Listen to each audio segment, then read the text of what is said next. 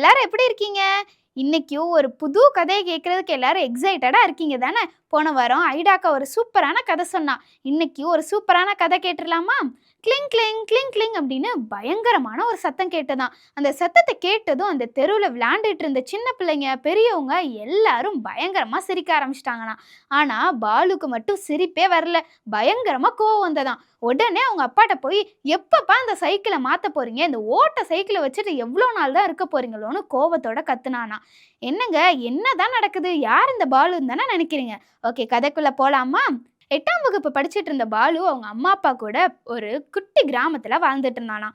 பாலுவோட அப்பா இரும்பு பொருட்கள், பழைய பிளாஸ்டிக் பொருட்கள் எல்லாத்தையும் சேர்த்து அவரோட சைக்கிள்ல வச்சு அதை வித்து தான் தன்னோட குடும்பத்தையே நடத்திக்கிட்டு இருந்தாராம். அவர் வச்சிருந்த சைக்கிள் ரொம்ப பழைய சைக்கிளாம். அதுலயும் இருந்த பெல்லு ரொம்ப ரொம்ப பழசாம்.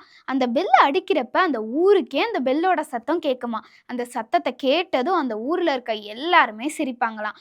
பாலு எப்பயுமே அவங்க அப்பாட்ட வந்து, ப்ளீஸ்ப்பா அந்த சைக்கிளை வேகமா மாத்துங்கப்பான்னு கேட்டுக்கிட்டே இருப்பானாம். அவங்க அப்பாவும், நம்ம கிட்ட காசு இல்லை தம்பி, ஏசப்பா ஆனா நம்மளுக்கு கண்டிப்பா ஒரு புது சைக்கிள் வாங்கி தருவாருன்னு சொல்லுவாங்களாம். ஒரு நாள் காலையில பாலுவோட அப்பா வேலைக்கு கிளம்பி போய்கிட்டு இருக்கப்ப அந்த வழியில இருந்த ஒரு சர்ச்சுக்குள்ள போய், ஏசப்பா இன்னைக்கு எனக்கு 100 ரூபாய் வியாபாரம் ஆகணும், அதுல நான் 10 ரூபாவை உங்களுக்கு தசம பாகமா கொடுத்துருவேன் ஏசப்பா அப்படின்னு சொல்லிட்டு ஜெபிச்சுட்டு வெளியே வந்து பார்த்தா அவரோட சைக்கிளை காணாமா.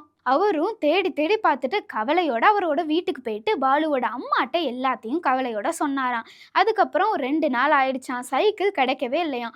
ஒரு நாள் அவர் தெருவில் நடந்து போய்கிட்டு இருக்கப்ப அவரோட பெல் சத்தம் திடீர்னு அவரோட காதுக்கு கேட்டுதான். திருடன் அவரோட சைக்கிளை ஓட்டிட்டு போயிட்டு இருந்தானா. உடனே ஓடி போய் அந்த திருடன்ட்ட, இது ஏன் சைக்கிள் அப்படின்னு சொன்னா அவன் அதெல்லாம் கொடுக்க முடியாதுன்னு சொல்லி மறுத்தானா. உடனே அவங்க 2 பேரும் சண்டை போடுறதை பார்த்து ஒரு போலீஸ் அவங்க 2 பேரையும் கூட்டிட்டு போலீஸ் ஸ்டேஷனுக்கு போயிட்டாங்களாம்.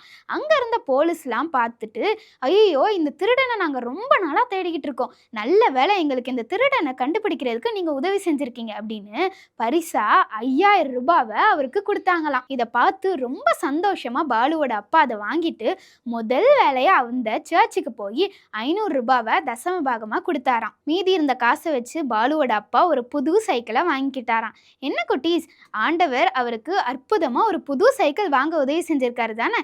இப்போ நம்ம ஒரு வசனம் கத்துக்கலாமா?